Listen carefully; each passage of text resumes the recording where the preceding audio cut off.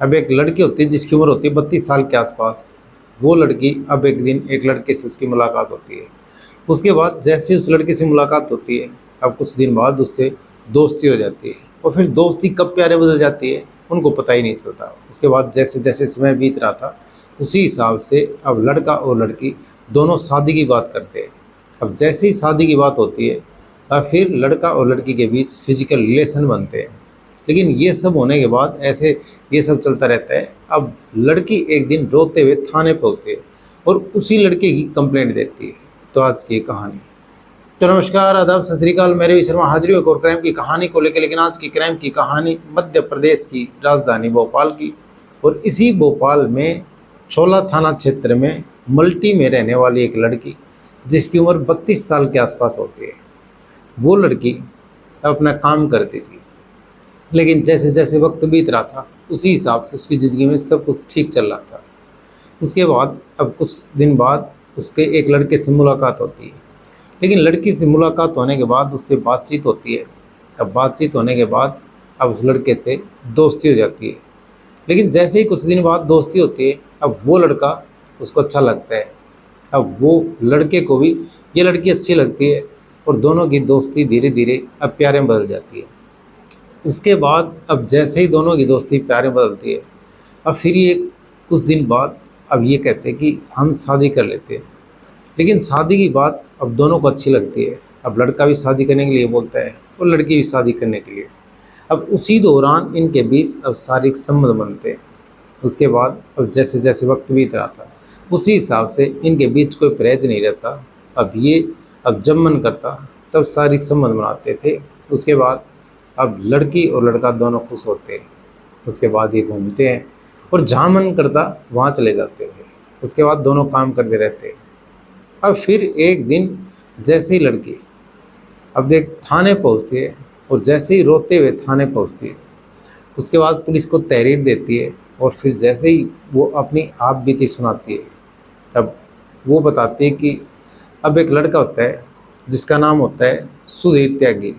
अब सुधीर त्यागी, अब उससे एक दिन मुलाकात होती है, और मुलाकात होने के बाद अब सुधीर त्यागी से उसकी धीरे धीरे नज़दीकियाँ बढ़ती है। अब वो उसको पसंद करने लगता है। उसके बाद दोनों तरफ से शादी की हाँ हो जाती है। और फिर जब उसका मन करता तब वो शारीरिक संबंध बनाता था। ऐसे काफ़ी वक्त बीतता रहता है। उसके बाद जैसे ही लड़की एक दिन अब शादी के लिए बोलती है, तो वो अब आनाकानी करता है। वो ठीक से जवाब नहीं दे पाता। उसके बाद अब वो घुमाता है और फिराता है, अब ठीक से बात नहीं करता है। उसके बाद लड़की अब समझती है कि आखिर बात क्या है। अब जब भी मैं शादी कहती हूँ तुम ठीक से कोई जवाब नहीं दे पाते। उसके बाद लड़की उसके ऊपर दबाव बनाती है, शादी के लिए उसके ऊपर प्रेशर बनाती है। लेकिन वो है कि शादी के लिए तैयार ही नहीं होता। उसके बाद जैसे ही मैं प्रेशर बनाती हूँ, फिर उसके बाद वो अपने गांव चला जाता है, दतिया। अब दतिया भाग जाता है और शादी के लिए हाँ नहीं करता। उसके बाद लड़की परेशान हो जाती है।